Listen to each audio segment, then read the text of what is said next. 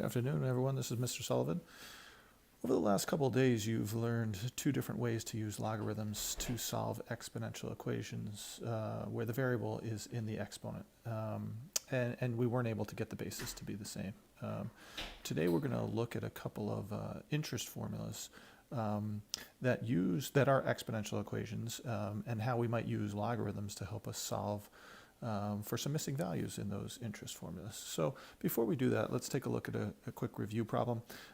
We want to solve for x in this equation, 12 equals 3 times 5 to the x power. So we want to isolate the base first thing. Okay, so we're going to divide both sides by 3, and we'll end up with 4 equals 5 to the x power.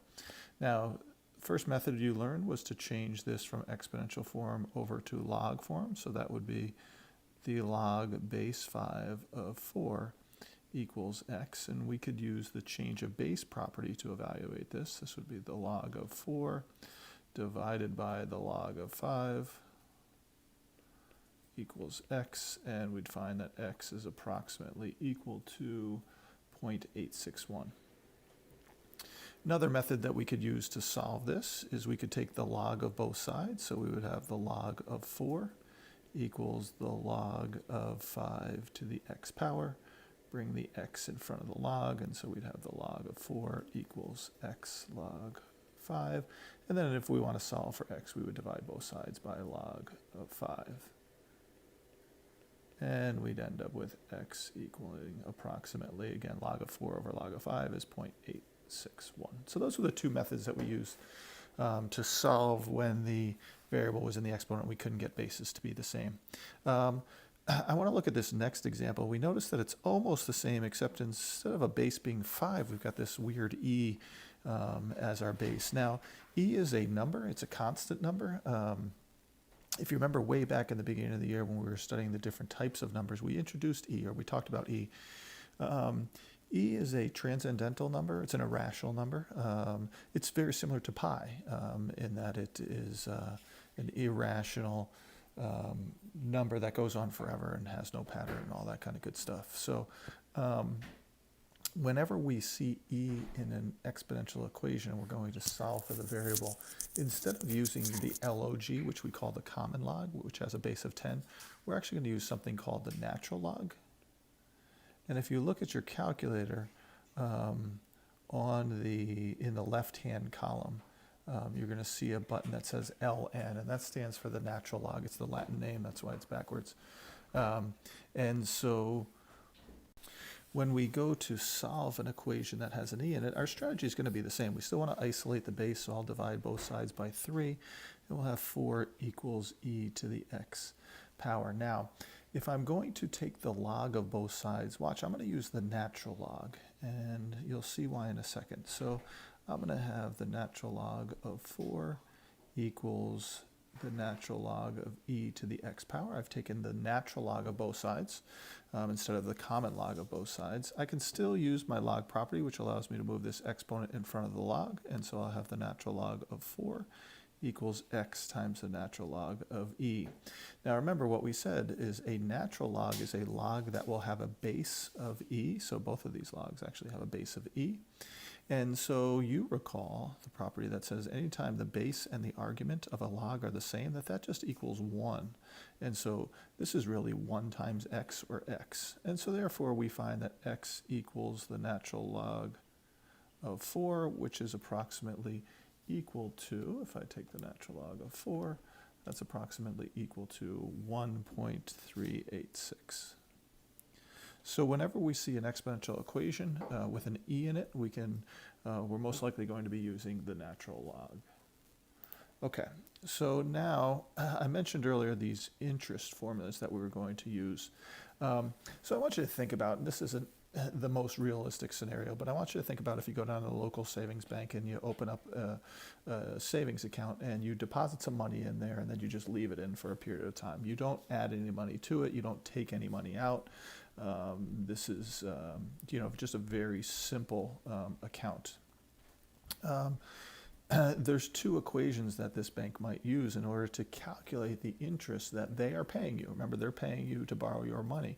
And there's two very simple formulas that they might use. The first one is called the compound interest formula. It's this one that sort of appears a little bit more complicated. And the reason or the times that we use this is if the interest is compounded or calculated a set number of times per year. So maybe they're going to calculate interest at the end of every month or the end of every week, or maybe 4 times a year. We would call that quarterly. Then they would use the compound interest formula. The second formula you can see on the right is called the continuous interest formula. You notice that that one has the E in it that we discussed above. And the continuous interest is just like the name suggests, is when interest is being compounded or accrued continuously. And you might think that that might yield a lot more money for you if they're always calculating interest. And certainly it does yield some more money, but we'll notice in some examples it's not a tremendous amount more. But if you ever have the opportunity to choose between a continuous interest bearing account or a compound interest bearing account, you want to choose the continuous one. Okay, now notice these formulas have some values in common, and let's talk about those values. So each has an A in it. Okay, A represents the amount that's in the account when your investment is done. So let's say you're going to invest money in this account for 5 years. A would be the amount after 5 years. Okay, so I'm going to say A is the amount after T years, okay, because it depends upon what T is. Okay, you could invest for 5 years, you can invest for 3 months. Okay. P, notice that each of the formulas has a P. P is called the principal. Okay, spelled like Mrs. Dunn, but not Mrs. Dunn, obviously. The principal is what we call the original investment. How much do you put in the bank to start with? That will be the P value. Okay, so if you put in $100, P would be 100. If you put in 100,000, P would be 100,000. R is the interest rate. Okay, we've heard about those. You've seen commercials or ads discussing the interest rate. For our purposes, when we talk about the interest rate, we're going to enter it as a decimal.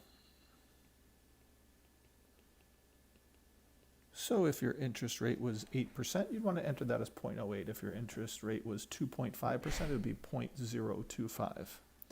Now, N is found only in the compound interest format, and this is sort of the difference between the two. N represents the number of times per year that interest is calculated.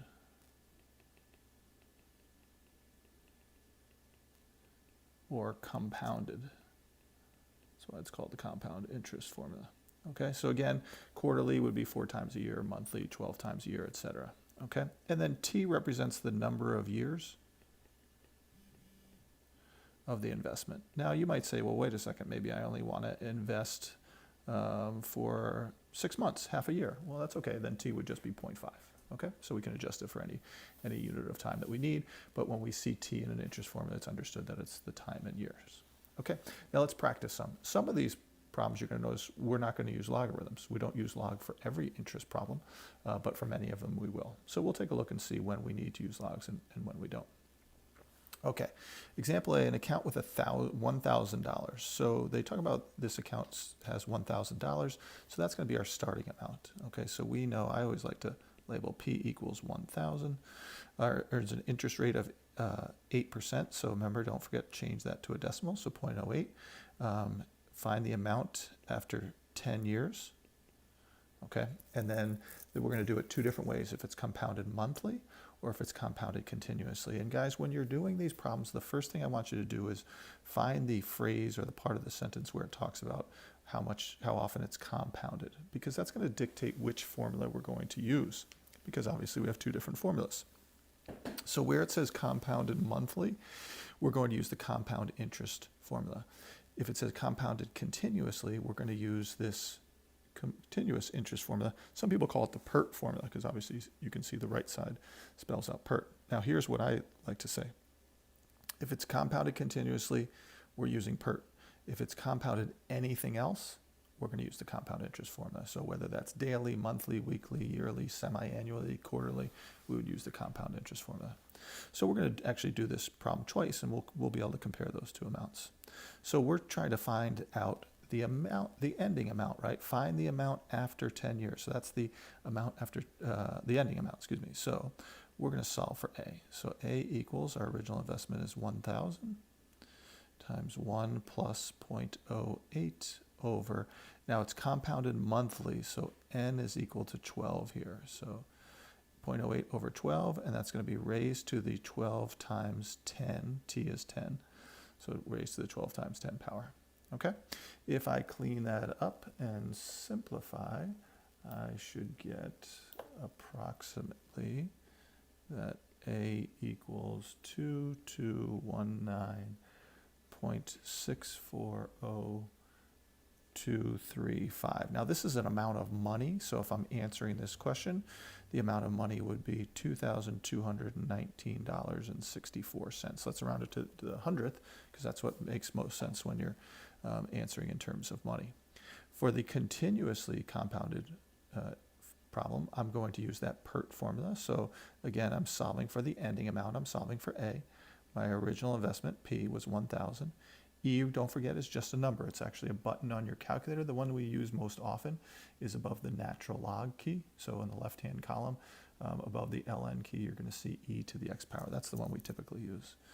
Okay, our interest rate is 0.08, and again, our time of investment is 10 years. So I'm going to enter that into the calculator just the way it appears, and I'm going to find that A is equal to 2225.540928. Again, this is a question about money, so we'll round to the nearest hundredth. So $2,225.54. Now remember earlier I said that if they're compounding interest continuously, meaning always calculate it, we're going to earn a little bit more money, but not much more. Just about $6, a little under $6. So not too bad. I'll take it. Okay. All right, good. So let's take a look at another example. How much should be deposited? Now deposit means how much should we invest into a bank account earning 8% annually. So again, our rate is going to be 0.08. Our P, we don't know. Okay, we're not sure. They're asking us how much we should invest. Compounded quarterly, so N is going to equal 4 because it says it's compounded something other than continuously. So I know I'm going to use the compound interest formula. We want our ending amount, A, to be $10,000. At the end of this investment, we want there to be $10,000. And our time is going to be 10 years. So if we plug those values into the formula, we'll have 10,000 equals, again, we don't know what the original investment is, so we'll call that P. 1 plus R, 0.08 over N, 4 times per year, raised to the NT power. So 4 times 10 as my exponent. So now what I need to do is I need to divide 10,000, or really divide both sides, by this 1 plus 0.08 over 4 to the 40th power. I need to divide both sides by this value here. Okay, when I do that to isolate P, I will find that P is approximately equal to 4528.90. So we would say the original investment needs to be $4,528.90. So if you can find 8% and in 10 years you can more than double your money. So that's pretty good. Okay. All right, let's take a look at another example. All right, Tommy's going to buy a new lacrosse stick. Okay, and this is where things get a little bit different. So let's pay close attention to this one. Now, first of all, I see that it's going to be compounded monthly. So again, I'm going to use my compound interest formula. So let's fill in our values. He's going to invest $50. That means P is equal to 50. It's compounded monthly, so N is equal to 4. Interest rate of 4.8%. So don't forget to write that as a decimal, 0.048. The stick costs $100, so the amount he wants to have at the end would be $100. And the question is, how long will Tommy need to wait before he can buy it? So clearly we don't know what T is here, so we're going to be solving for T. Now, when we plug into the formula, let's notice where T is, where the T lands. So 100 equals 50 times 1 plus 0.048 over 4 over n raised to the n times t power. So that's 4, and again, we don't know t, so raised to the 4t power. Now notice what's happened here. This is a little different than the two previous problems. We're solving for a variable that's up in the exponent. Whenever we have to solve for a variable that's in the exponent, we know we're going to need to use logs. Okay, so we're going to end up using logs to solve this problem. So first thing I need to do is isolate the base. Okay, the base is this 1.048 divided by 4. So I'm going to divide both sides by 50. So we'll end up with 2 equals. Now I'm going to go ahead and simplify 1 plus 0.048 divided by 4. That's going to give me 1.012 raised to the 4t power. So I evaluated the 1 plus 0.048 divided by 4 into my calculator, and I found it to be 1.012. Now, in order to solve this, again, you could either change to log form or take the log of both sides. It really does not matter, whichever you choose. So I'm going to go ahead and change to log form. So I'll use my little spiral there to help me remember. So the log base 1.012 of 2 is equal to 4t. And so what I'll do is I will evaluate the log base 1.012 of 2 using the change of base property. So I'll do the log of the argument divided by the log of the base. And that equals 4t.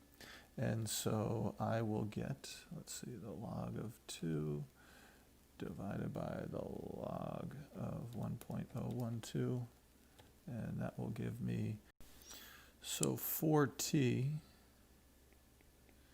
will equal approximately 58.108.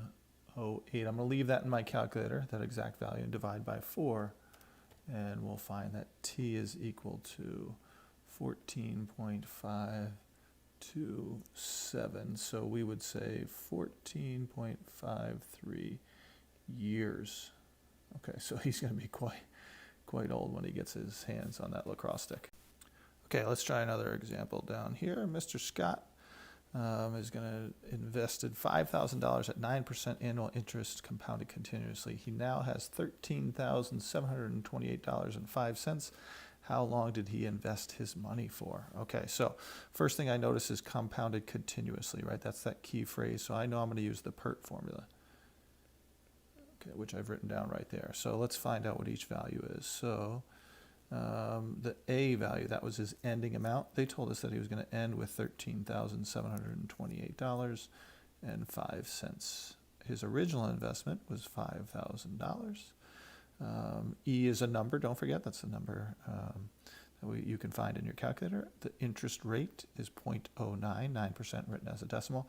And T, that's our unknown. We don't know what that is, so that's what we're going to solve for. So let's plug those values in. 13,728.05 equals the original investment, 5,000, e to the 0.09t. And so we're going to need to solve for a variable that's up in the exponent, so I'm going to use logs. But before we can use logs, of course, we need to isolate the base.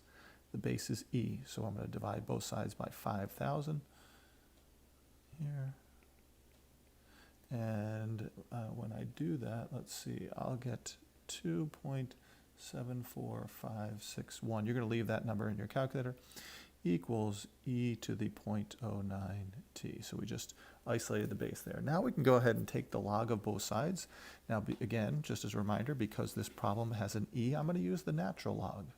So I'm going to say the natural log of 2.74561 equals 0.09t. Actually, I'm sorry, let me back up. Maybe that's going a little too fast there. Let me erase that. I'm going to rewrite this as I've taken the natural log of both sides, so the natural log of e to the 0.09t. What I'm allowed to do is I'm allowed to bring that exponent in front, right? Because remember, anytime your argument has an exponent, in this case the argument is e, we can move that exponent in front of the log. So I'll have the natural log of 2.74561 equals 0.09t times the natural log of e. Well, remember the natural log has a base of e, and so whenever you base and argument are the same, it equals 1. That's why we like that, because it cancels right out of the problem. So now what I have to do is divide both sides by 0.09, divide by 0.09, and I will find that t is approximately equal to, so let's take the natural log of 2.74561 74569. We'll divide that by 0.09 and we'll get t is approximately equal to 11.22. So we'd say 11.22 years. Okay, which again is pretty good because you see he goes from 5,000, almost triples his money in 11 years. So 9% interest is certainly pretty good. All right, I want you to try, there's a problem down here at the bottom here, example 5. You got $5,000, you want it. You're going to invest it and you're trying to figure out which account to invest it in. One that compounds monthly or one that compounds continuously. And let's see what the difference would be. Okay, so give that a shot right now and then I'll be back in a sec to help you. Okay, so we need to do this problem twice because we're trying to compare the two accounts. So I've written everything else, on the left here. We don't know the amount that we're going to have at the end because that's what we're trying to figure out. Okay, but we do know our original investment was $5,000. We're going to invest that at 5% interest, so our value is 0.05. In one account, it's going to be compounded monthly, so our end value will equal 12. In the other, it's continuous, so we'll use the PERT formula. And for each one, we're going to invest for 10 years, so our time is 10 years. So you'll notice that I plugged into the compound interest formula for that account that was compounded monthly, and the continuous interest formula for the one that was compounded continuously.